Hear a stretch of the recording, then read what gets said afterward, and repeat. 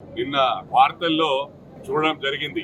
ఆంధ్రజ్యోతిపై BRS దాడి చేస్తామని చెప్పి ఒక్కసారి గమనించాలి. దాడి చేసిన వాళ్ళు ఎందుకంటే గతంలో తెలంగాణ ఉద్యమంలో అందరినీ వాడుకొని 10 సంవత్సరాలు గేట్ లోపలికి కూడా రానియని సంగతి అందరికి కూడా తెలుసు. అందుకు పెద్ద మనసుతో వాళ్ళు కూడా మా పిల్లలే కాబట్టి దాడి చేసిన వాళ్ళని వదిలిపెట్టి నా కొడుకుల్లారా ఒక్కొక్కరిని హెచ్చరిస్తా ఉన్న లీడర్ నాయకులు ఎవరైతే రెచ్చగొట్టి ప్రెస్ మీట్లు పెట్టి మాట్లాడుతా ఉన్నారో వాళ్ళను మా కార్యకర్తలు పరిగెత్తించి ఉరికిచ్చి కొడతారని చెప్పి ఈ సందర్భంగా తెలియజేస్తా ఉన్నారు. మరి అదే విధంగా ఏబిఎన్ రాధాకృష్ణ గారు నిజామాబాద్ నేటివ్ అయినది, బీర్కూర్ మండలం. అంటే మీ అయ్యే జాగిరా. తెలంగాణ అంటేనే మీది. ఒకటి గుండె మీద చేసుకొని ఆత్మ పరిశీలన చేసుకోవాలి. జిహెచ్ఎంసీ ఎలక్షన్స్ మునుపు ఇదే కేసీఆర్ గారు ఆంధ్ర వాళ్ళకి ఏదైనా కష్టం వస్తే వాళ్ళ కాలుకు ముళ్ళు గుచ్చుకుంటే నా పంటితో తీస్తా అన్నాడు. మర్చిపోయిండ్రా?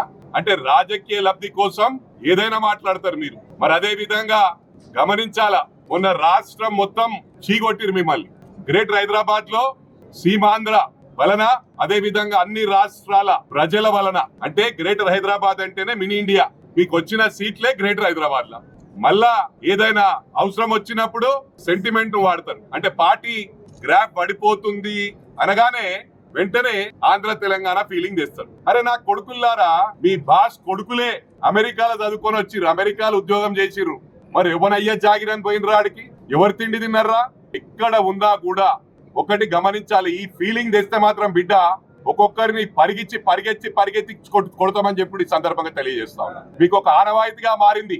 ఎన్నికలు అయిపోగానే 10 సంవత్సరాలు అందరితో దోస్తాన్ చేసిండ్రు. బయట రాష్ట్రాలకు కాంట్రాక్ట్లు ఇచ్చిండ్రు. కమిషన్లకు తన మన తేడా లేకుండా ఎవరు కమిషన్లు ఇస్తే వాళ్ళకి కాంట్రాక్ట్లు ఇచ్చిండ్రు.